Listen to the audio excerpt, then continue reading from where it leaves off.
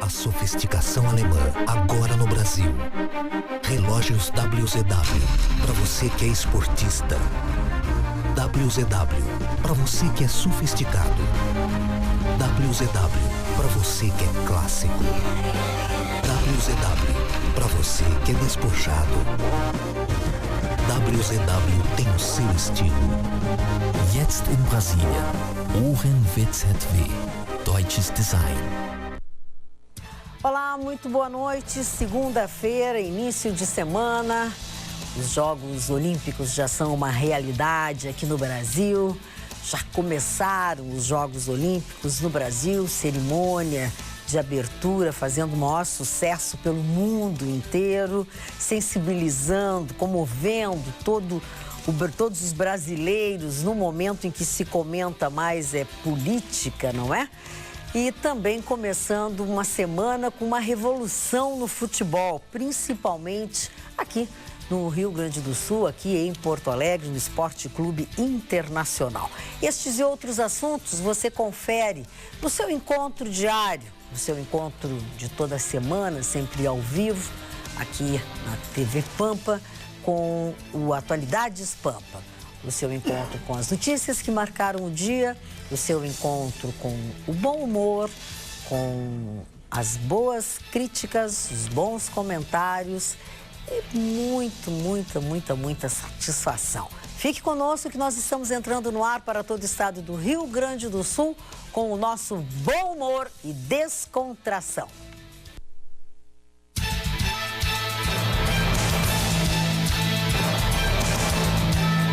Atualidades Pampa. Oferecimento: traga sua poupança para o Sicredi. É mais negócio poupar aqui. Pois é, um incidente que terminou com 2 soldados, especificamente identificados como sendo do Serviço de Inteligência, a famosa P2 do 20º Batalhão da Brigada Militar, feridos na zona norte de Porto Alegre, está ainda em processo de investigação. Eu confesso aos senhores que eu fiquei bastante curiosa com o acontecido. Aliás, porque nessas últimas horas, desde a quinta-feira, onde foi o famoso dia aquele de paralisação, de poderia haver confusão, muitos boatos, muitas coisas tidas como verdadeiras também, que aconteceram, né? Na verdade, qual episódio que eu estou falando? 2 PMs do 20º BPM foram baleados por colegas do 26º BPM de Cachoeirinha. As informações preliminares disseram que eles estavam perseguindo um veículo, né? Que estava sendo perseguido por uma suspeita de roubo. Aí houve aquela coisa, um bolo, né? E acabou que uns policiais feriram os outros policiais na confusão e está sob investigação. O que você sabe? Tu passasse o dia hoje na rádio, conseguisse falar sobre esse assunto? Mas faz tempo que eu não tenho assistido os Trapalhões. Não seja assim. Eu não tenho assistido faz tempo. Seja assim. Como é que a polícia atira na polícia? Eles não têm um distintivo, não têm identificação. Eles se identificam. Olha, o sujeito está sendo perseguido, alguém puxa uma arma, o sujeito pega e diz: oi, eu sou polícia. Até porque, teoricamente, eles estão fardados. Pô, não, ou a inteligência não está fardada, né? A inteligência não está fardada. A P2 não fica fardada, é verdade. Mas peraí, como é que alguém saca e sai atirando sem saber em quem está atirando? Isso é ruim, né? Isso são os tempos modernos, né? O que seriam os tempos? Os tempos modernos, a terra polícia está pirando, não tem mais boa. Eu achei que aquele programa tinha acabado, os Trapalhões, mas pelo jeito... Não, acabou em outro canal. Aqui podemos... Agora estão... Para aí, isso é atrapalhada. O comandante estava bastante chateado e disse: olha, isso vai ser investigado, vai ter gente punida, que é um absurdo. Primeiro, o serviço reservado, quando o serviço reservado atua, a primeira coisa que ele tem que fazer, quando em situação limite, é se identificar. Serviço reservado da inteligência. P2, serviço reservado de inteligência, que aí o policial não saca e não atira. Né? Aí, o policial sacou também e atirou, atirou de qualquer jeito, em qualquer um. Em atitude suspeita. Como atitude suspeita? Quem atirou em quem? Quem atirou primeiro? Qual era a circunstância? Eu acho que está muito nebuloso isso aí, mas continuo com a tese da atrapalhada. Tu continua com a tese da atrapalhada? Agora, os tempos modernos no final de semana foi... porque os tempos modernos a gente está voltando para a barbárie, né? Sim. O que está acontecendo é que a gente está retrocedendo. De volta ao começo. Porque as coisas vão até que tu volta. É cíclico, né? E agora a gente tá. Já que o poder público não faz o seu serviço, as pessoas estão fazendo, né? Pelo poder público. Pois rolou um vídeo na internet e o vídeo não é falso, aconteceu não é falso, mesmo, aconteceu né? mesmo. Que um homem de 41 anos, se não me engano, deceparam a mão dele e ele estava no centro, a mão de um lado, ele do outro, a polícia chega, dá uma olhadinha, nem se preocupa muito. E esse moço tem passagem pela polícia várias vezes, já entrou Tinha assaltado já algumas pessoas. Exatamente, já tinha assaltado. Não se sabe, disseram que tinha sido dentro do camelódromo, agora o próprio camelódromo já largou uma nota dizendo que não teve nenhum assalto desse tipo, que ele não tinha aliás, oficialmente o camelódromo, através da sua assessoria de imprensa, solicitou que sempre que tiver alguma notícia, que por favor, pelo menos comunique-se com a sua assessoria de imprensa, porque eles já estão, em outras palavras, eles disseram que estão um pouco cansados já de terem o seu nome. Tem que estar desmentindo toda hora que não foi lá, porque parece que tudo que acontece no centro da cidade é no camelódromo. Não foi dentro do camelódromo, mas efetivamente foi no centro da cidade, foi na Voluntários da Pátria, foi ali naquele bolor ali que... Acho que foi na Borges, não foi? Na Borges, esquina com a esquina democrática. Da esquina democrática? Foi bem ali. As imagens mostram o homem no chão, coisa e tal. Sem a mão. Mas não tem testemunha, não tem nada. O que nos leva a crer de que tem mais coisa por trás disso aí. Agora, identificado, o homem parece que ele já é manjado. Manjado. A polícia já conhece, é punguista ali do centro da cidade. Eu me assusto, Magda, porque justiça pelas próprias mãos é o primeiro passo para a barbárie, como disse a Casa. É o primeiro passo para a barbárie. Daqui a pouco vai ter gente atirando em gente aí no meio da rua, simplesmente porque estava em atitude suspeita. Eu acho que isso é muito perigoso. E acho que uma atitude como essa, de decepar a mão do sujeito em pleno centro da cidade, para todo mundo ver, é uma situação e uma atitude limite, na minha opinião. Eu concordo. Isso é a barbárie. Não pode se repetir. Tem que investigar, ver quem é que fez aquilo, por que o sujeito não está preso, depois de tantos registros policiais. Porque senão, daqui a pouco vira esculhambação. Ninguém fica preso. Não vai tem que ter pistolão. Não sei, é difícil ficar preso. Para ficar preso tem que ter pistolão. Mas daí, por um outro lado, já começa a se pensar, porque a situação está tão complicada, a gente está tão largado e tão sem segurança, que por um outro lado a gente fica pensando assim, os outros, né, que forem pensar em roubar, vão pensar duas vezes, né? Porque daqui a pouco vão ficar sem mão também. Né? Porque então, olha a situação complicadíssima que a gente se encontra. A gente está percebendo que em alguns momentos acontece isso das pessoas fazerem justiça pelas próprias mãos, se é que isso foi o caso, mas já aconteceram outros. Às vezes, essa justiça pelas próprias mãos, ela acaba sendo injusta, né? Como já aconteceu, como já aconteceu também. Mas daí a gente fica pensando, olha quantas vezes essa pessoa já tinha passado pela polícia, já tinha entrado no presídio, saído do presídio. Esse daí não vai roubar mais. Sobrou uma mão ainda. Parou, Gustavo. Eu não apostaria nisso. Não vai. Vai ser difícil ter um revólver na mão e roubar com a mão que ele vai roubar. Não, ele vai dizer o seguinte, eu tenho uma bomba no bolso. Gustavo Vitorino, não faça piada disso. Armando Burti. Magda, por falar em brigada militar, um dado indesmentível. O comando de policiamento da capital, em 2001, tinha um efetivo de 5 mil oficiais e soldados. 2001, 5 mil oficiais e soldados. Hoje, 15 anos depois, esse efetivo está reduzido a 2 mil oficiais e soldados. Está aí o retrato de tudo. Não tem o que dizer mais, os números são devastadores. Dona Magda, eu gostaria de abrir um capítulo, fazer uma pequena digressão aqui, porque hoje foi um dia muito triste para mim e para todas as pessoas que trabalharam na publicidade do Rio Grande do Sul e que tiveram contato com essa figura que eu vou falar agora. Esse cidadão que eu vou comentar foi um dos maiores anunciantes do rádio e televisão, dono de uma loja chamada Soberana dos Móveis, o Marquinhos Rachevski, que nos deixou hoje. Eu não tenho mais detalhes, porque quando me passaram a notícia, eu fiquei muito emocionado, eu frequentei muitas vezes a casa dele, acho que todos nós frequentamos a casa dele. Ele frequentou a minha casa em Porto Alegre, frequentou a minha casa no Rio de Janeiro.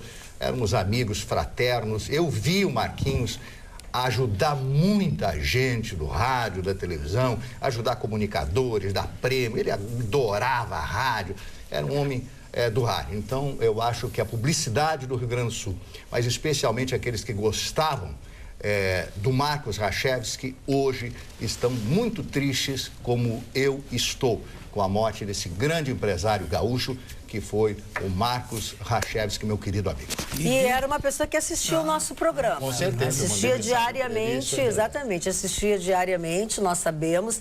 E até bem pouco tempo atrás nós mandamos um abraço para ele. Ele e a Silvia Rachevsky, a filha dele, assistia conosco. Desculpa por ter te interrompido. E dele fica a lembrança da festa do tio Marquinhos. A festa do tio Marquinhos, todos os anos tinha a festa do tio Marquinhos. Clube Campestre. Exatamente. Mas agora eu ia falar antes do Marne fazer a referência ao tio Marquinhos. Um outro acidente, um outro caso que nos causou bastante espécie também, foi o assassinato ontem à noite de Érgio Luiz Stenger, de 51 anos, que foi baleado na noite de ontem, domingo, ao redor das 23 horas, quando ele deixava a sua casa ali na rua Jacinto Gomes. Ele tirava o carro da garagem quando ele foi baleado na cabeça por 2 elementos, que a polícia chamou de 2 assaltantes. E até a manhã de hoje, quando ele morreu, ele foi levado imediatamente ao hospital de pronto-socorro. Ele era vizinho do hospital de pronto-socorro, ele morava na Jacinto Gomes, esquina com a Jerônimo de Ornelas, e hoje pela manhã ele morreu. Aí vai-se aos desdobramentos, as informações. Ele era um comerciante, ele costumava, era a rotina dele sair de casa ao redor das 23 horas e 30 minutos, porque ele pegava o rumo da Ceasa, onde ele ia comprar os seus produtos. A família informou e a polícia acredita que ele estava sendo visado, pois há pouco tempo já tinham entrado na sua casa e levado todo o dinheiro que ele tinha. E, portanto, já conheciam a sua rotina de trabalho, que era essa de sair de casa às 23 horas e 30 minutos para fazer as suas compras. Quem fez esse relato à polícia foi a irmã dele, a administradora Sandra Regina Stenger, de 50 anos. Ele tinha essa rotina há mais de 20 anos. Será que alguém dos direitos humanos foi lá visitar a família, hein? Ou será que alguém dos direitos humanos falou, Magda, com os familiares daquele brigadiano de 29 anos, pai de uma menina de 3 anos, que levou um tiro na nuca lá em Cidreira? Será que o pessoal dos direitos humanos conversa com essas pessoas, com os familiares dessas pessoas? Porque certamente deveria, porque eles conversam muito com familiar de bandido, né? Com pai e mãe de pivetezinho que já assaltou, que já matou com 14, 15, 16 anos de idade. Então, assim, Comissão de Direitos Humanos da Assembleia Legislativa, Comissão de Direitos Humanos da Câmara de Vereadores, Comissão de Direitos Humanos do Diabo que o Carregue, vão procurar os familiares dessas pessoas e mostrem que vocês defendem os direitos humanos, dos humanos direitos. Procurem essas pessoas, levem uma palavra de consolo, façam campanha por essas pessoas, por esses familiares. Não ficar mostrando coitadinhos e fazendo coitadismo. Dia desse eu vi um programa na Globo, mostrando umas crianças, não sei o quê, mães de jovens assassinados. Pelo menos 2 ou 3 delas, foi morto pela polícia. Engraçado, por que a Globo não botou os chefes de família que foram mortos por aqueles anjinhos que a polícia matou? Ele aguardava o nascimento do seu 3º filho, que era fruto do seu 2º casamento. Do primeiro ele tem 2 filhos, um de 29 e outro de 26 anos. Um homem jovem, um homem de 51 anos, dedicado à família e que tinha como seu negócio, que era da família, e com a perda do pai, ele passou, com a doença do pai, ele passou a fazer esse trabalho. Então, diariamente, ele gerenciava bancas de verduras no centro da cidade.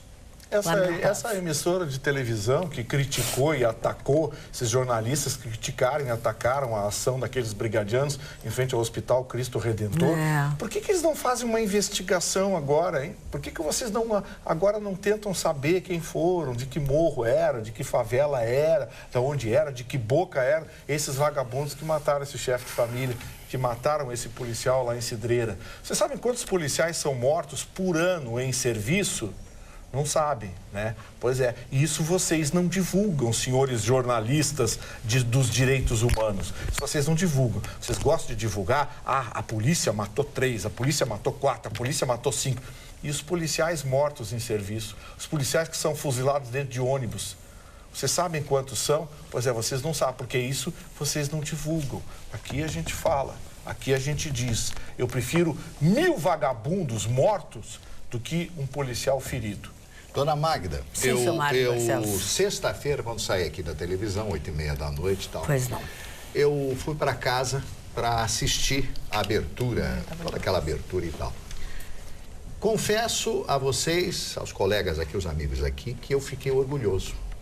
Ficou bacana mesmo. Orgulhoso. Fernando Meirelles, grande diretor de cinema, agora ingressa na televisão, um espetáculo com pequenos senões, pequenas coisas próprias. Todos têm, né, Magno? Isso. Né? Mas foi um espetáculo que me levou de cidadão de terceira classe para cidadão de primeira classe. Uma coisa brasileira, imagens fantásticas, os 3 canais, estavam 3 canais de televisão transmitindo. Eu fiquei muito orgulhoso daquela abertura, aquele avião 14 bis ali, sobrevoando o Maracanã, lindo. Ali o bairro do Maracanã, indo até o Pão de Açúcar, fazendo toda aquela volta ali, um espetáculo realmente fantástico. Jornais do mundo inteiro, as televisões do mundo inteiro, teceram loas a esta abertura da Olimpíada, ou das Olimpíadas. Eu fiquei muito feliz. Da Olimpíada. Da Olimpíada. Dos Jogos Olímpicos, que são a Olimpíada de 2016. Em vez de Olimpo, na Grécia. O New York Times não perde a oportunidade de dar um bico na gente, né? Por causa do 14 bis? Não. Ontem eles deram um bico na gente. Eles disseram assim, os brasileiros são insuperáveis para fazer festa. Só não conseguem fazer um país justo. Sabe que eu fiquei bem orgulhosa também, Marne. Fazia muito tempo que eu não tinha esse sentimento, né? De ter orgulho de ser brasileira, de ter orgulho da nossa gente, de ter tanta gente talentosa nesse Brasil afora e ter a oportunidade de mostrar, porque eu ficava pensando, e sexta-feira a gente também estava falando sobre a abertura das Olimpíadas, assim, um pouco receoso. Será que vai ser legal? Porque a Copa do Mundo, na minha opinião, deixou a desejar. Muito. Mas as Olimpíadas, olha que coisa mais linda. Foi tudo perfeito, os fogos perfeitos. Até o presidente em exercício que falou rapidinho, graças a Deus, rompeu o protocolo, foi ótimo.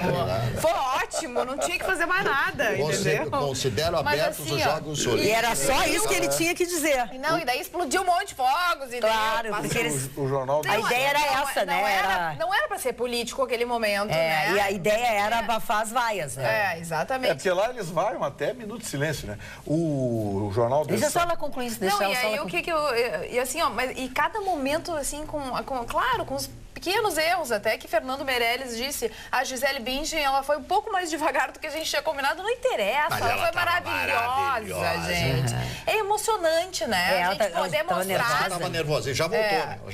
E que a gente tem tanta gente boa, né, nesse país. Então, assim, parabéns para a organização. Olha, tava realmente de primeiro mundo. Eu não vi. Muito feliz. Pena, fiquei triste, mas eu não vi. Duas informaçõezinhas. A primeira delas, o jornal The Sun, em inglês. Olha que os ingleses são posudos. Botou uma matéria sobre a abertura das Olimpíadas no Rio de Janeiro e disse o seguinte: olha, os brasileiros nos superaram em muito. Foi uma das mais lindas, se não a mais linda, abertura de Olimpíada até hoje. E custou menos da metade do que custou a abertura em Londres. Como quem diz, meteram a mão aqui, quer dizer, roubar não é privilégio de brasileiro. E a outra informação é a seguinte: a Gisele Bündchen não cobrou 1 centavo. Ela disse que viria gratuitamente. Ela pagou a passagem de avião dela, do próprio bolso dos filhos, veio, participou da abertura das Olimpíadas e voltou para casa. Enquanto isso, a Cláudia Leite, na abertura da Copa do Mundo, para cantar desafinada em playback, ela conseguiu desafinar no playback, recebeu 2,5 milhões, segundo os dados do Tribunal de Contas, que estão na internet para todo mundo ver. O cachê da dona Cláudia Leite. E a Jennifer Lopes? Quem é aquela do... Tá, ok, passou. Quanto ela ganhou? Sim, passou. mas aí eu não sei. E a Me interessa Anitta? O que achaste da Anitta? Olha, você sabe que a Anitta, eu até pensei que ela podia fazer um papelão, mas ela cantou legal. Ela se controlou. Sim, mas é que tá, ela não cantou. Mas Vamos deixar bem claro. ela não cantou. Aquilo é playback. Ela não É um cantou. playback gravado em estúdio, com um aparelho que se chama tunin, que é um afinador automático. Então, assim, não Até tem eu problema. gravo. Mas eu acho que Até o Marco Barcelos canta. Até o Marco Barcelos. Faltou o remeleixo. Ela quis ser muito chique e faltou o remeleixo, sabe? Pois é que eu, assim, ó, eu penso... Eu fiquei apavorada quando disseram que era ela que ia cantar. Mas foi tudo playback. Mas eu... Porque sabe que as coisas são sempre três, né? É a coisa, o jeito que eu vejo e o jeito que você vê, né? Então, assim, é o fato, como eu vejo e como você vê. Eu entendi ali que tinha, assim, os craques, os intelectuais, os caras da história, que seriam o Caetano Veloso... E o Pé na Cova. O Caetano Veloso, o Gilberto Gil. E ela é uma mulher que se inventou, ela tanto é do digital, ela é da rede, ela é da favela... Ela é aquela pessoa que surgiu, que se fez pela representatividade, né? Então, assim, acho que ela representa muita coisa ali. Eu vi por ali. Regina Casé não tinha nada a ver com aquilo. Muito ruim. Aliás, na internet, veja bem, eu não vi... que era o tal de esquenta aquele... Veja bem, eu não vi, porque justamente na hora eu estava envolvida com o meu trabalho. Eu cheguei no hotel, era quase 1h da madrugada e eu comecei meu trabalho às 19 horas, então eu não vi nada. Eu vi melhores momentos, muitos passados, assim. Então eu entendi a presença da Anitta como...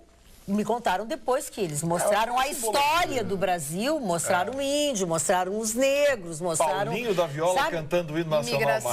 Imigração. Então eu entendi que ela era, assim, a favela que deu certo, a pessoa que se inventou, que se aceitou, é o jovem. Eu entendi diferente aquilo ali. Eu compartilho do sentimento, da impressão do Marques. O Brasil, país de terceiro nível, subiu a posição de primeiro nível. Belíssima a festa de abertura. Em compensação, o futebol masculino veio do primeiro para o 15º. Esse interesse... Olha, sabe o que me deu? Me deu pena daqueles jogadores, pena daquela seleção e pena da torcida que aposta tanto, tem tanto orgulho. Eles não têm orgulho, eles não têm competência, eles não têm interesse em jogar. Parabéns à seleção feminina, que é a nossa esperança. Agora, começaram a gritar? Deixa só ele comigo. Querem a Marta eu também apoio, Marta na seleção masculina. Mas veja que é uma sucessão. Começou com a Copa do Mundo, passou pela Copa América. Tomara que não sejamos eliminados, mas a margem da eliminação é grande. Sediando os Jogos Olímpicos e terminar empatando com duas equipes de segundo nível. Agora, o Iraque mostrou que futebol é empenho, é dedicação, é treino. Se nós formos comparar taco a taco os jogadores da defesa, que defesa bem arrumada do Iraque, hein? Aquilo é treino.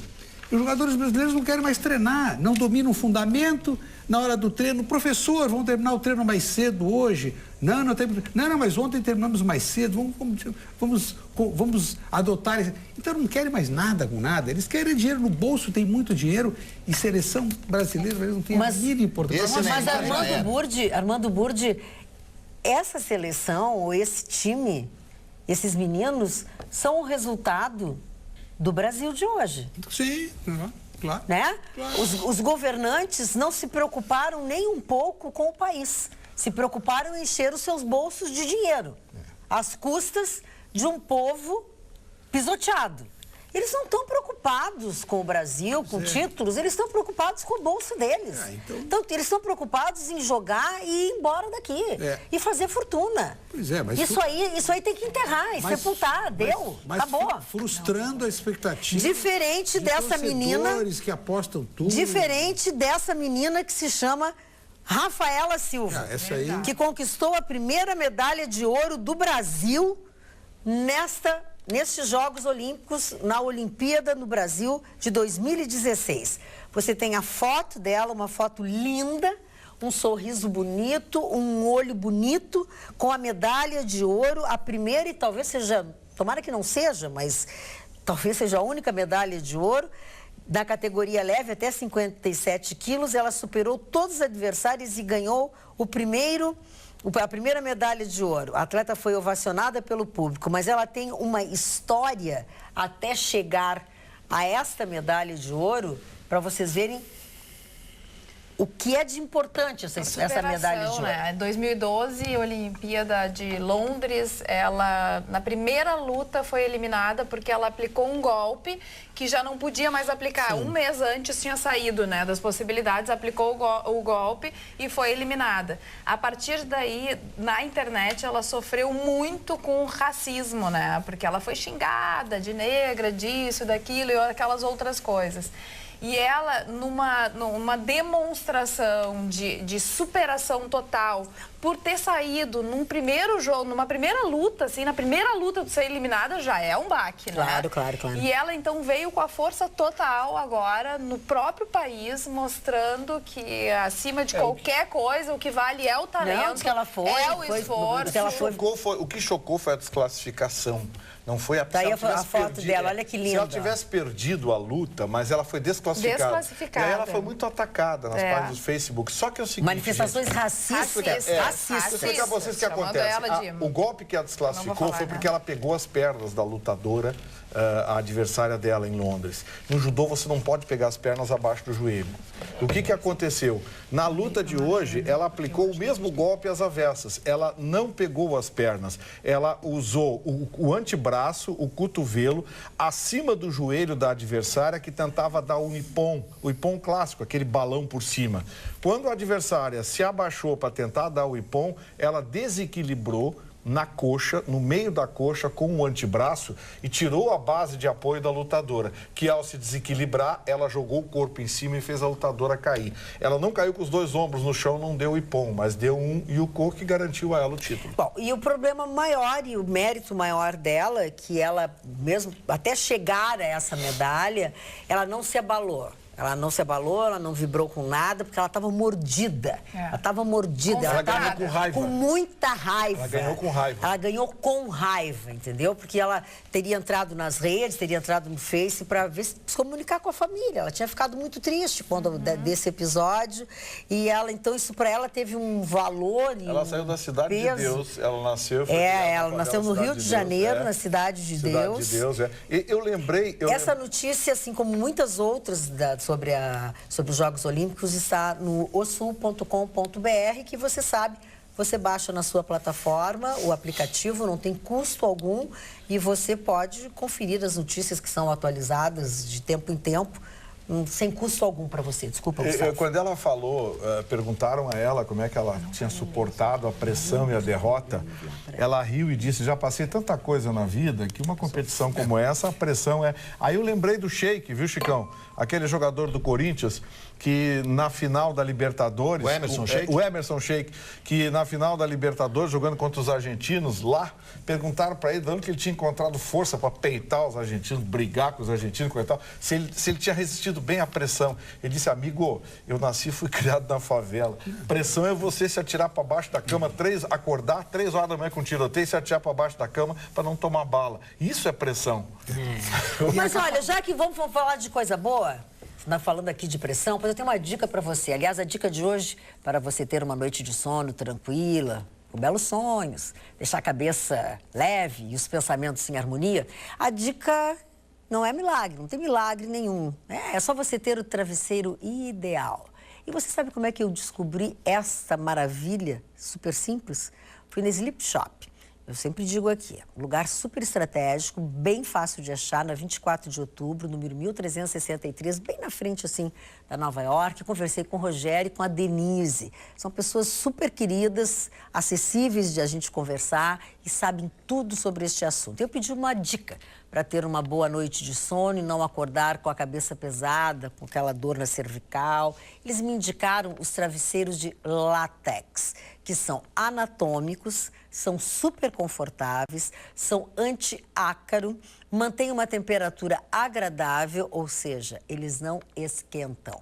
Pois eu quero dizer para vocês que parece milagre, mas não é, tem lógica. A partir daí, eu só uso esse tipo de travesseiro de látex da Sleep Shop. Foi uma verdadeira revolução no meu sono e diria até que nos meus sonhos. Faça como eu, tenha todo este conforto também aí na sua casa, na sua cama, durante seus horários de sono.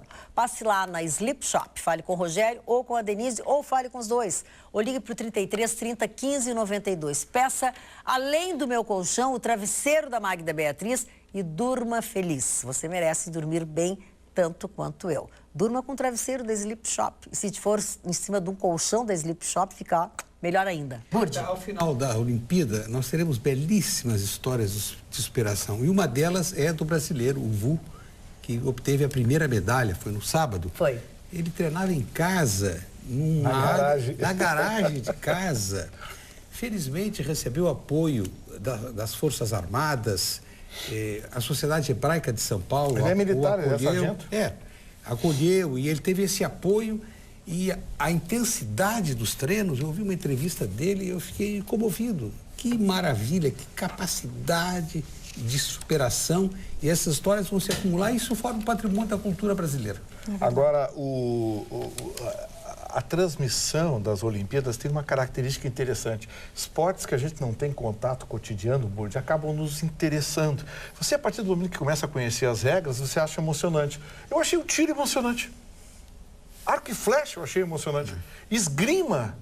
Eu acho esgrima. Olha, esse gaúcho, o todo aqui, conseguiu o melhor resultado da esgrima brasileira de todos os tempos.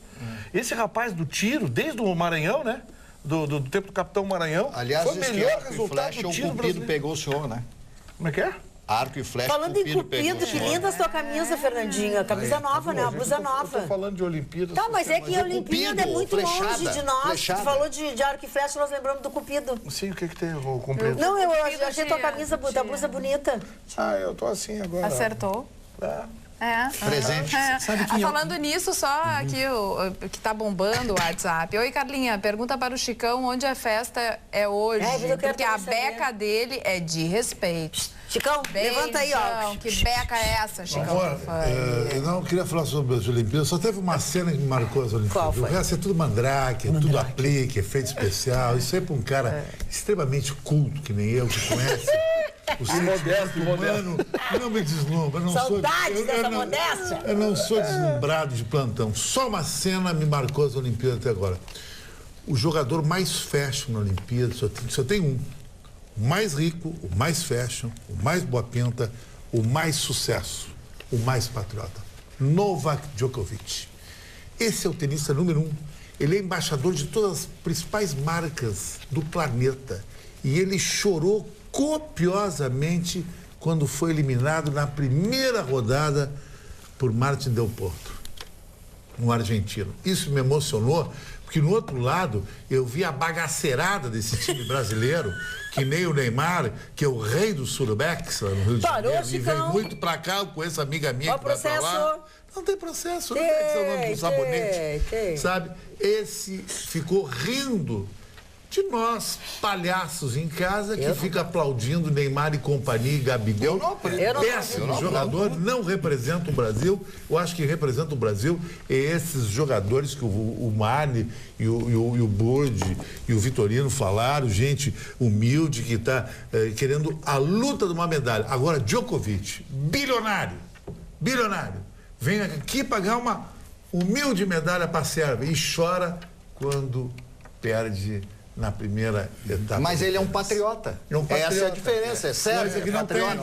Mas é isso que nós falávamos agora. Nacionalista. Os jogadores brasileiros foram muito criticados porque determinado jogo, aquele vexame, eles saíram correndo, não quiseram falar para repórter nenhum. Olha, eu gostaria que eles falassem menos, jogassem mais. Depois do jogo, falar não pesa nada, nem adianta criticar. Primeiro porque alguns não sabem falar. Outros são ensaiados. Jogadores que estão nos infantis. Os jogadores que começam nos infantis já são treinados, condicionados pelos cartolas. Fala isso, não fala aquilo, cuidado com a pergunta e tal. A resposta é sempre a mesma. Então, para mim, não precisa falar nada. Precisa jogar. Eles não jogam nada. Esse time que o Brasil empatou, o Iraque, a maioria dos jogadores deles são na cidade de Mossul, onde é que é a capital do Estado Islâmico. Quer dizer que jogadores não tem campo para treinar. Não, é estreia é brincadeira isso aí. É uma piada. Voltando à nossa terra aqui, hoje foi a notícia, hoje pela manhã. O vereador Cássio Trogildo, do PTB, anunciou na manhã desta segunda-feira, não poderia ser diferente, né? O seu afastamento do cargo de presidente da Câmara de Vereadores de Porto Alegre. Óbvio, na verdade está cumprindo a decisão da Justiça Gaúcha, que anulou a sua eleição para a presidência do Legislativo. O parlamentar foi notificado da decisão da Justiça e esteve reunido com procuradores da Câmara. Aconteceu o que a gente imaginava que aconteceria, porque ele estava na presidência da Câmara com uma liminar, né, Armando Burdi? Eu li o processo todo. Partiu de uma denúncia, ele foi condenado em primeira, depois no TRE, que é a segunda instância, que é o TRE mais rigoroso do país, e depois a decisão do TRE foi derrubada. É uma denúncia, uma gravação, ainda tem a questão da prova. Agora, muito mais do que o episódio... Foi derrubada a decisão do TRE? Não, foi concedida liminar, né? Não, ela subiu para Brasília e lá o ministro Toffoli, que então presidente do TSE, concedeu uma liminar, mantendo ele no cargo. Mas o processo lá ainda não foi julgado. Não foi julgado, claro, não foi julgado, mas ele adquiriu a condição de permanecer no cargo a partir de uma liminar. Bom, o que está em debate é se vale porque o argumento da juíza que pediu o seu afastamento da presidência é que quando for julgado já vai terminar o seu mandato, porque o mandato é de 1 ano. Então, isso é que está em discussão, não só aqui, em outras casas legislativas e em outros processos.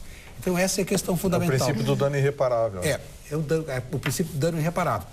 Agora, o processo em si, ele tem a dúvida. Tanto é que foi concedida a liminar. Se houvesse alguma clareza insofismável, não teria sido concedida a liminar.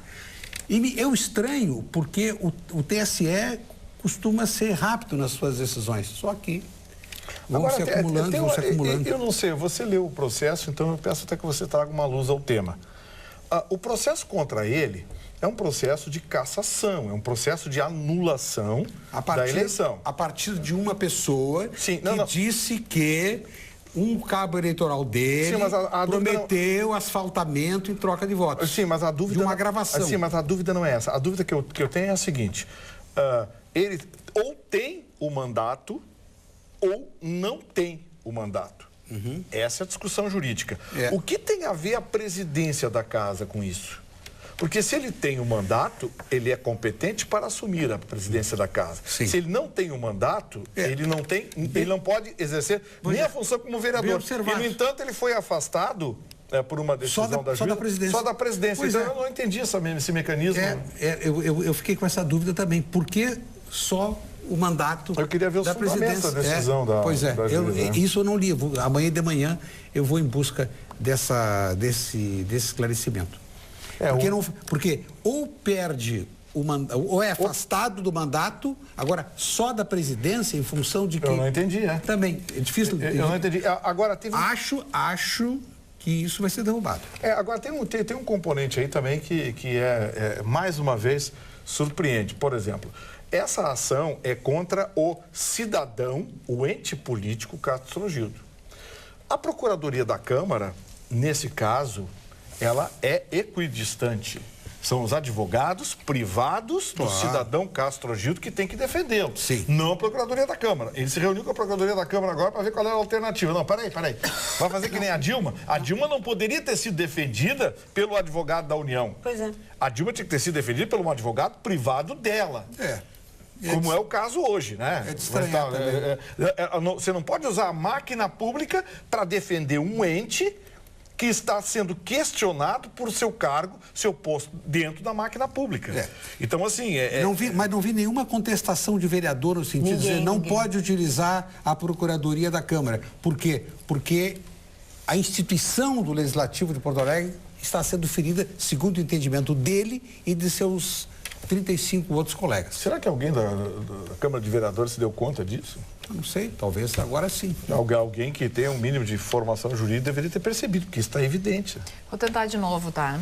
Chicão, quanta elegância. Abraços a todos, Eliane Machado. Fala um pouco do look, Chicão.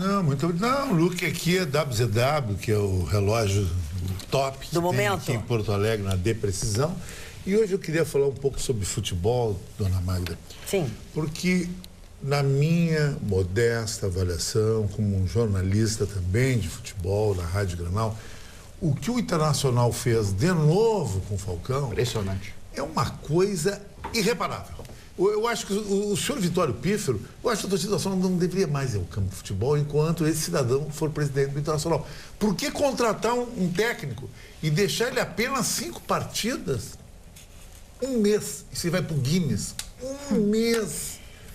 Tu avalia um técnico, porque não ganhou e o outro não ficou tanto tempo, e você, presidente Vitório Pífero, está levando o Internacional fatalmente à segunda divisão. Eu acho que a segunda divisão é bom pro Internacional, Magda, sabe por quê? Porque ela vai depurar. Ela é que nem aquelas pessoas que às vezes tem que sofrer um pouco na vida para se alavancar e se reinventar. Tem que bater no fundo. Porque o sofrimento, Freud dizia, ele faz, vou dar uma de Marne agora, ele faz a pessoa crescer também. O Internacional tem que entrar para a segunda divisão para crescer como, não só como entidade, que é grande, mas como filosofia de trabalho. É um absurdo. O Argel, bem ou mal, estava levando o time. Tudo bem, tiraram o Argel, colocaram o Falcão. Só que o Falcão não é um técnico para apagar fogo. Falcão é um técnico, como diz a palavra mesmo, um estilista, um cara para entrar pegando um time armado que o técnico saiu e dá continuidade. Agora eles vão fatalmente para Celso Roth, que é um técnico bom e mau. Mau porque fez um mau trabalho em Curitiba. Bom porque livrou do rebaixamento. Veja só, o Internacional tá pelo bife. Ele tá que nem aquelas namoradas que estão com o cara porque tá levando para jantar, tá levando no fim de semana uma pousadinha em Canela. O Internacional tá para não cair. A metade do Rio Grande do Sul está padecendo. Agora, então, bola preta para Vitório Pífero. Mas é bom acentuar que o Falcão ficou um mês, mas ficará recebendo por muitos e muitos meses, porque ele assinou um contrato. E quem paga isso é o Internacional. Dizem que por 1 ano e meio. Ele vai receber 300 mil em casa. Antes de tu falares sobre futebol, Chicão, eu ia até ler o e-mail do senhor Manuel Azevedo, que eu acho que vem ao encontro do que o Burdi tinha falado há pouco sobre futebol e tu também. Os apaixonados e fanáticos que me perdoem, mas futebol está igual à política. Terminou a paixão, aquela vontade de alegrar a nação. Agora é negócio, é dinheiro. Infelizmente, onde entra dinheiro demais, termina o amor à camisa. É o que disse o nosso telespectador. José Costa diz assim, ó. Futebol. Há quem diga que a Marta joga como um homem. Eu diria, se os homens jogassem igual a Marta, jamais teríamos levado 7. José Costa. Ela tem Grandes observações, subscreva. No início da Olimpíada foram perguntar para Marta, você está sendo comparada ao Neymar? Não, compara o Neymar comigo. Quem tem 5 títulos de melhor do mundo sou eu. Maravilha, maravilha. Aliás, ontem o Burto estava falando aqui, aos 30 do segundo tempo, no jogo de seleção brasileira, a torcida perdeu a paciência e começou a gritar Marta, Marta, Marta. Recado bem dado, né? Agora, Magda, o que impressiona nessas Olimpíadas é o poder financeiro da Associação de Basquete Norte-Americana, NBA. A NBA pegou o transatlântico mais caro do planeta, o único 6 estrelas, ancorou na Baía da Guanabara. Enquanto tiver as Olimpíadas, todos os jogadores do time masculino e do feminino, técnico, preparadores físicos, e trouxeram mais as familiares, filhos, tudo, vão ficar hospedados, tudo por conta deles. Não vão para a Vila Olímpica, sai de lancha direto para a partida e voltam. E vão ganhar ouro olímpico tranquilo, a ser o Dream Team masculino e o Dream Team feminino. Os Estados Unidos realmente, em termos de basquete, é uma potência inigualável. E o Brasil ontem fez um belo jogo contra a Lituânia e tem condições, de repente, de uma medalha talvez de bronze, de ouro. fica com os Estados Unidos e prata vai ficar entre Espanha e talvez Lituânia, Austrália. Argentina. Argentina, o Brasil acho que está melhor hoje. Está muito velha a Argentina, que foi o ouro na última Olimpíadas. Não é só com relação ao basquete, os Estados Unidos, ele preza o esporte, né? Ele preza a cultura. escola. É cultura desde criança. Exatamente. Eu estava conversando com uma amiga minha que agora mora lá, faz um ano e meio mais ou menos, e tentando mandar a Duda, né, para ficar um pouquinho. E aí ela estava me contando que o filho dela está fazendo futebol, né, americano no colégio. E aí ela estava dizendo exatamente, vocês não sabem o que eles dão de valor e o quanto se envolvem, né? Então, quer dizer, é uma coisa muito importante. Então, ele chega meia-noite em casa, às vezes, 11 horas, porque fica treinando.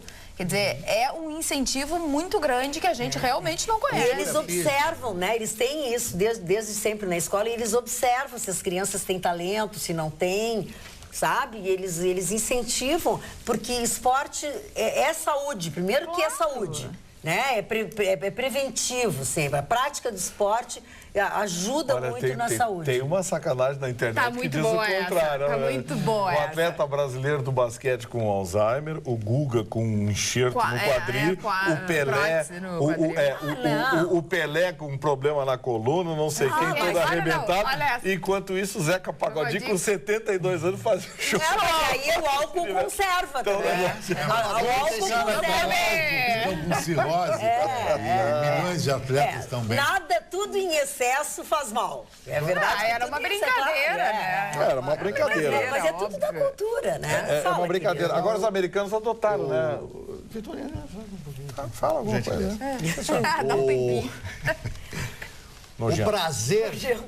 O prazer de fazer o bem é maior do que recebê-lo.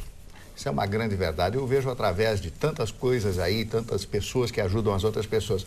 Eu estou citando essa frase do grande filósofo grego Epicuro. Epicuro, que viveu 300 anos antes de Cristo, era um filósofo grego. E existem apenas pequenos fragmentos da cultura desse extraordinário homem. A cultura epicurista, a cultura do prazer total, como hedonista do prazer imediato. Então, Epicuro criou algumas frases que são ditas até hoje. Imaginem um homem com frases ditas há 300 anos antes de Cristo. De uma simplicidade, como só os grandes filósofos têm. Vou repetir a frase. O prazer de fazer o bem é melhor do que recebê-lo. Esta é a grande verdade deste grande homem, esse grande filósofo grego. Eu quero fazer um apelo. Morreu, né? Posso fazer um apelo aqui na televisão? O que houve que tu disseste? Eu queria saber se o cara já morreu, esse cara. Eu acho que está debochando do colega, mas porque ele falou de um cara que viveu há 300 anos antes de Cristo. E ele falou uma coisa com uma conjuntura, com uma coisa sábia, e não um mandrake que tu faz com o telespectador dando uns aplicutes todo dia, não deixando o seu Marne falar. O seu Marne está sendo um cara vilipendiado por você. Entende? Eu estou confiando os minutos que tu fala para ter o dom da palavra. Marne, tu tem que falar para ele o que Maquiavel diz no Príncipe. É melhor ser o dono da verdade, é pior ser o dono da mentira. É isso aí que tu aplica. Tu é a verdade, ele é o fake. Eu resumiria em sofisma. Vinheta, atenção, para aí. Vinheta, vamos amenizar. Alô, professor Ronaldo Bastos, pelo amor de Deus, fala comigo. Eu ligo para o senhor, para todos os telefones que o senhor tem, eu deixo o recado, eu faço sinal de fumaça. Se o senhor brigou comigo, pelo menos me avisa. Olha, estou de mal. Aí eu não procuro mais o senhor. Professor Ronaldo, deve fazer uns 90 dias que eu peço, imploro por uma palavra com o senhor. Eu quero fazer uma entrevista com o senhor, professor Ronaldo Bastos. O senhor era tão meu amigo. O senhor era tão meu amigo quando o senhor sentava nessa bancada aqui. Eu preciso muito falar com o senhor, pelo amor de Deus, fala comigo! A senhora interrompeu o meu direito de resposta. Não aceito direito de resposta. Eu não queria ofender eu e o Marne. Eu não aceito. Eu queria que você falasse de coisas boas agora. Tu não brigasse. Não, mas é que eu acho que... Se tu brigar, vai ficar ruim. Não tem validade tu atingir eu e o Marne. Não é brigar. É que assim, as pessoas quando limitadas, elas confundem o bom humor com a grosseria, com o ataque pessoal. Então, assim, eu até entendo essas pessoas. E delas, eu sinto apenas pena. Mais um mandrake. Para ficar mais tempo no ar. É galinha. Giovanni Prestes diz o seguinte... Respeita a Magda, por favor, Vitória. Vamos lá. É uma entidade. Nosso governador e seu secretário... Magda, boa noite, prezada Magda e diletos debatedores. Se vocês não sabem, vocês são os diletos debatedores. Tá bom, muito obrigado. Nosso governador e seu secretário de segurança devem estar jogando bocha na serra. Continuam omissos com suas caras de corujas assustadas, sem tomar qualquer providência imediata, significativa e eficaz para conter a violência deflagrada e descontrolada promovida pelos marginais que tomaram conta desta capital, que expande-se pelo Rio Grande do Sul, como bárbaros conquistando territórios, expulsando famílias de trabalhadores, formando colônias dos tipos da pior espécie. Estes governantes já provaram há muito sua incompetência e envergonham permanentemente o Rio Grande do Sul perante os demais estados. Vamos trocar a câmera aqui. São meros gestores de folha de pagamento. Não são capacitados para gerenciamento de crises. Deveriam estar aproveitando suas poupudas aposentadorias ao invés de nos deixarem morrer a esmo. Tropeçando em mãos e cabeças decepadas pelas calçadas, colocando essa capital à frente de São Paulo e Rio de Janeiro, juntas em índice de homicídios. Abraços a todos, Giovanni Prestes. Seu Giovanni Prestes, eu quero lhe dizer que eu li o seu e-mail porque eles sintetizam e traduzem muitos e-mails que nós recebemos aqui. Infelizmente. Dona Magda, algum tempo atrás, quando eu falava na Rádio Pampa a respeito disso, que a criminalidade em Porto Alegre era superior ao Rio de Janeiro e São Paulo, as pessoas ligavam, me xingavam, diziam que eu era maluco, volta para o Rio de Janeiro, volta para São Paulo, etc, etc. Hoje estão aí as pesquisas provando exatamente aquilo que eu afiançava há 2, 3 anos atrás. Nós estamos vivendo um clima de guerrilha urbana. Isso chama-se guerrilha urbana. Na Rua da Praia, com a Borges de Medeiros, um bandido vem e corta a mão do outro bandido. Onde é que nós estamos? Aonde nós estamos? Essa que é a verdade. Onde nós estamos, senhor Marne Barcelos? Eu não sei, mas onde nós vamos parar depende de como você estiver. Vamos às notícias boas, Gustavo Quirino? Pois é, assim, ó, gente, tem coisa melhor do que isso aí para comprar um carro 0 quilômetro e voltar com dinheiro no bolso? Não tem, né? Na Dillisan Motors é assim, você chega com o seu seminovo na loja e o pessoal da Dillisan Motors faz uma super avaliação do seu veículo e ele vale troco na troca. É isso mesmo, troco na troca. Confira na tela essa promoção. Olha aí, o Dili GC2, o compacto de luxo super completo, com entrada, mais 36 parcelas de apenas R$ 699, com taxa de juro de 0,99. Olha, o carro tem de tudo, viu? Roda de liga leve, ar-condicionado, direção hidráulica, airbag duplo, sensor de estacionamento, rádio com CD, MP3 e ainda tem 3 anos de garantia.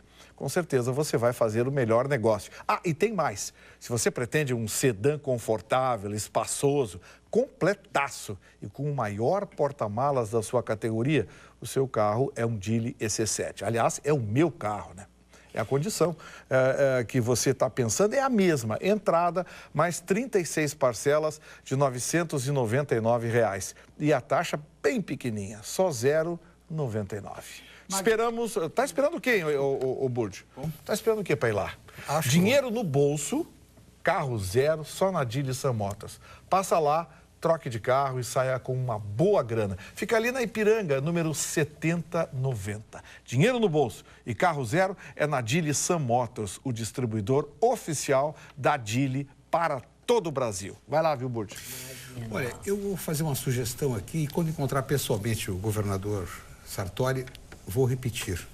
Faça uma experiência entregando a Secretaria Estadual de Segurança Pública ao deputado Enio Bassi, deputado estadual, agora, 5 mandatos de deputado federal, exerceu o cargo no início do governo Ieda, teve um desacerto, porque parece que 2 estrelas não convivem no mesmo palco, mas ele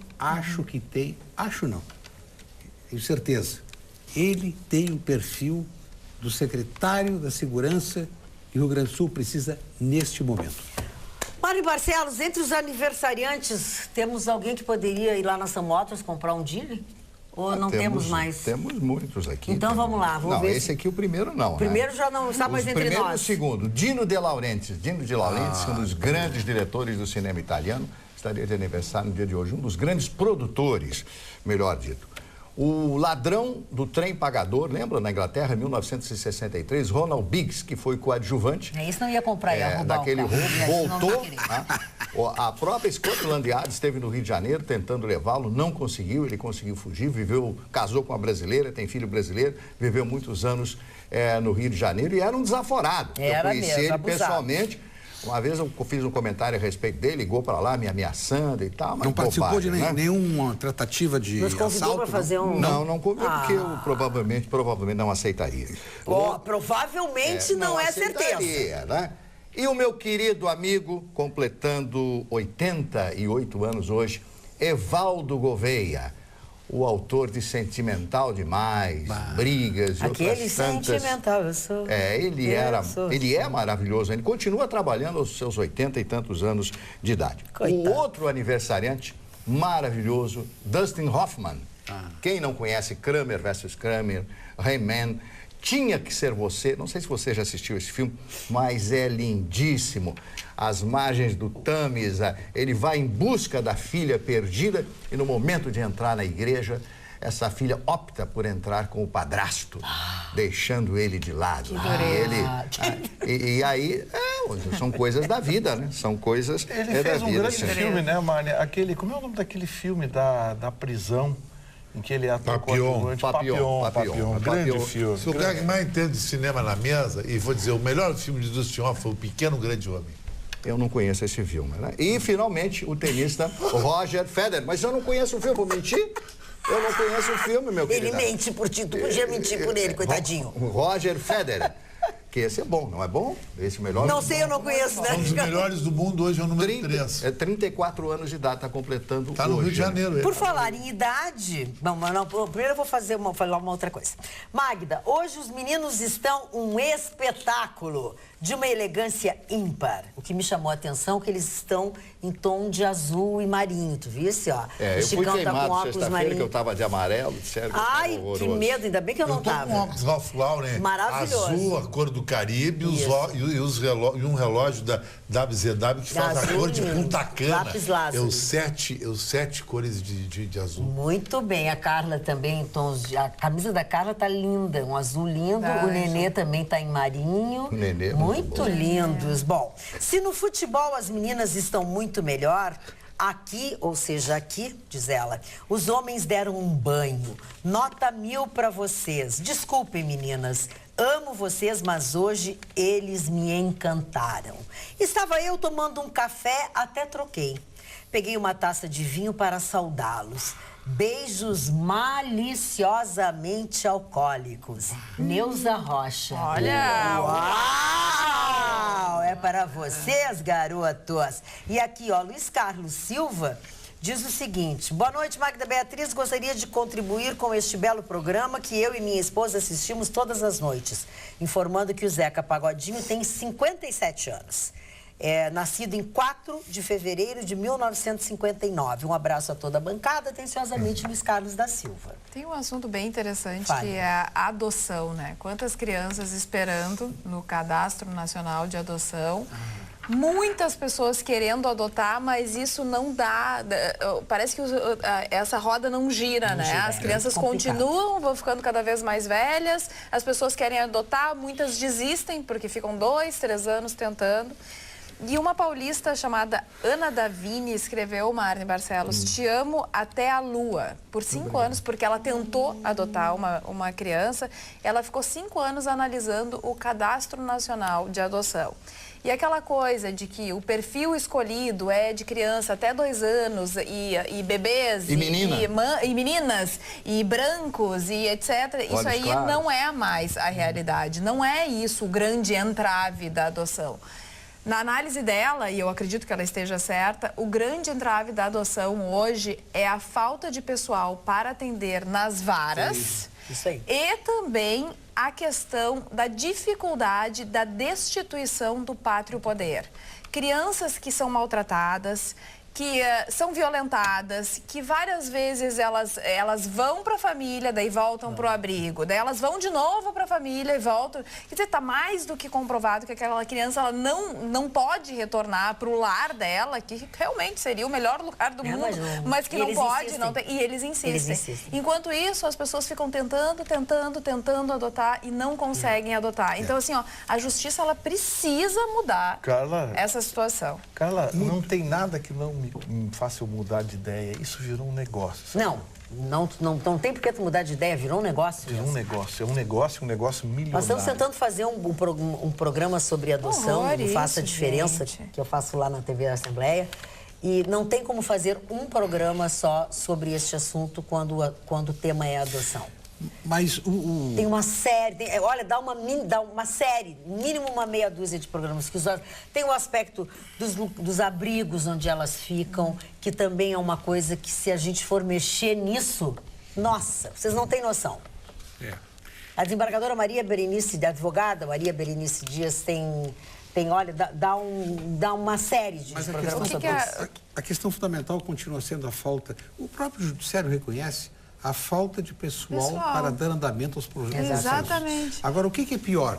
Uma criança tem que se adaptar a uma família que quer adotar, que deseja adotar, e pode retornar, pode não haver compatibilidade, ou a criança continuar abandonada num abrigo. Exatamente. É uma desumanidade que acontece.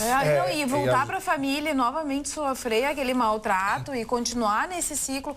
Tem uma pessoa exatamente, que ela é de Canoas, ela não desiste da Vitória, né? Uma telespectadora, não sei se ela continua nos acompanhando, mas na época do Clóvis nos acompanhava bastante. E ela entrava em contato comigo e dizia, me ajuda. E eu, como tenho contatos também, né, com defensores e tal, tentei encaminhar o caso dela, mas a Vitória, essa menina, ela é exatamente esse exemplo. Ela tinha outros irmãos dentro do abrigo e ela sempre retornava para casa da família. Tá, agora vamos tentar com a avó. Não dava certo com a avó. Daí vamos tentar com o avô. Daí não dava certo com o avô. Vamos tentar com não sei o quê.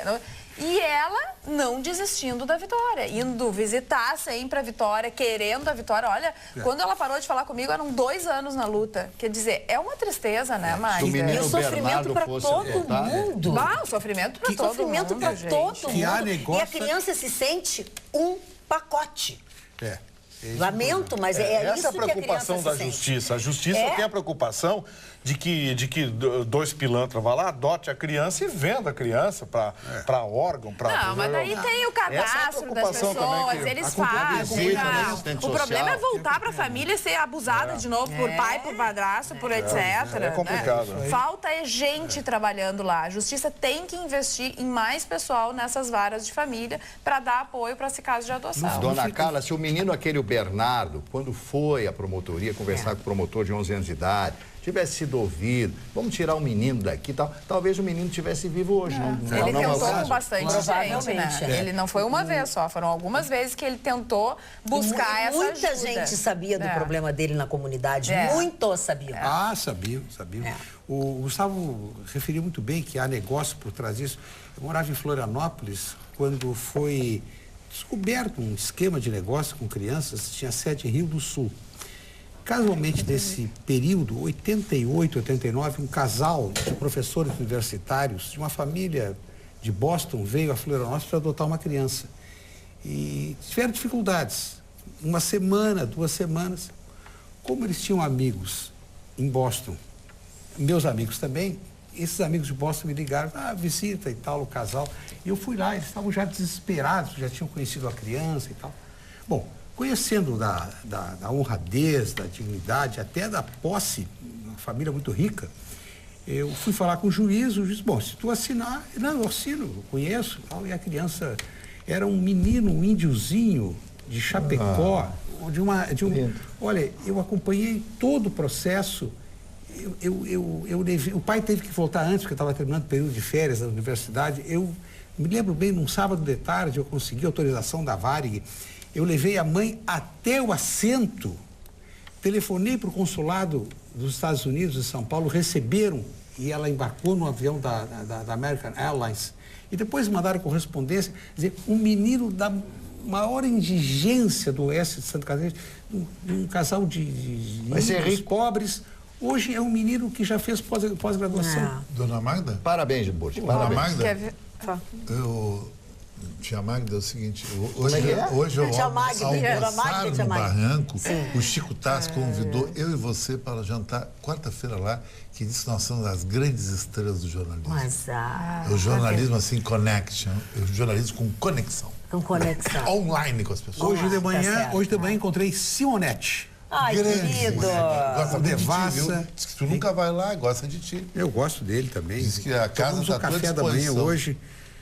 Conversamos muito, uma grande figura, um grande abraço, ele acompanha o programa.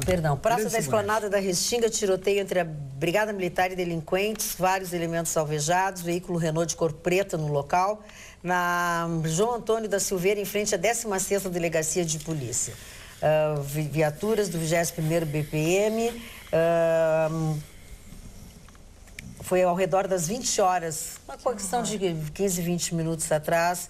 Quem nos passa essa informação é o mesmo policial aposentado da Restinga que nós falamos a semana passada. Lembra que eu disse que ele tinha me ligado?